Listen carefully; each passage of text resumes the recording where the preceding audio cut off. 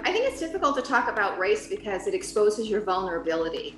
Sometimes people are afraid to say the wrong thing, or that maybe what they say might be misinterpreted.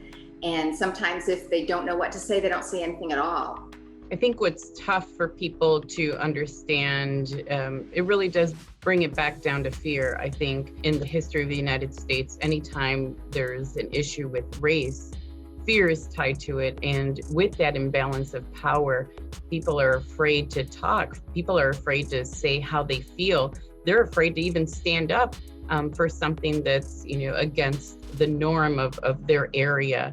I don't have a problem with talking about race or racism, but many people get uncomfortable because they have to really face, where they've come up, how they've been raised, the values that they've been taught, and then to see if that's necessarily have been healthy or has been healthy for their mode and their way of thinking. I've been studying and teaching on race for 20 years. And the difficulties we have today in talking about race are the same ones that we had 20 years ago. And if this was like a regular conversation you were having all the time, that wouldn't be an issue. But if it's a topic that you've been avoiding, but for all these various reasons, and now suddenly you're having it, and someone says, wow, that's, you say something that someone really objects to that might really be offensive, and we weaponize our emotions and shut everything down. There's a trust factor.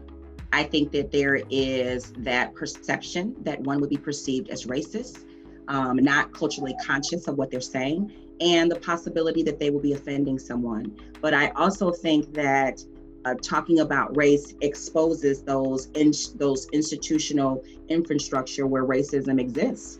And so that requires leaders to make those changes within those institutions. So I think that talking about race, it opens up a lot of doors that people are not always comfortable opening.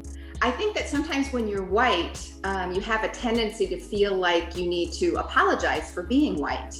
And I don't think we need to apologize, but I do think that we need to recognize that being white does afford us different opportunities and privileges that those of color might not be able to experience in the same way.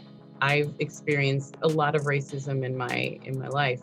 And what's been difficult for me was to see how the kids that I grew up with that would say racist things to me grew up to be adults that say racist things to others. And so there was no connection for them to see the error of their beliefs, that we truly are all humans. We are one race as opposed to looking at things just as a black and white.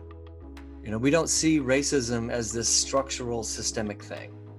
We see racism as you're a bad person. How we understand these issues of race really depends on our experiences and our position in society. The view from the top is very different from the view from the bottom.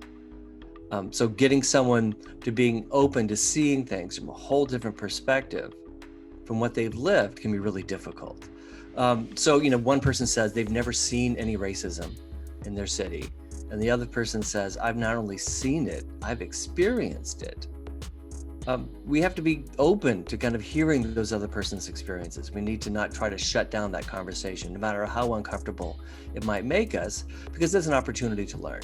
So I think until we kind of get the courage, right, to actually talk about these concepts, not because it's the right thing to do, or it's the politically correct thing to do, or it's the fad of the day, but until we get the courage to actually address this from a concept of wanting to be our best selves in terms of what the American concept is all about, that we strive for liberty, justice for all, that we strive for the pursuit of legitimate happiness, which means we have to interact with one another. Until we come to the fact of realizing that as a human race in America, there probably will always be challenges in terms of dealing with the concept and the conversation of race and racism in America.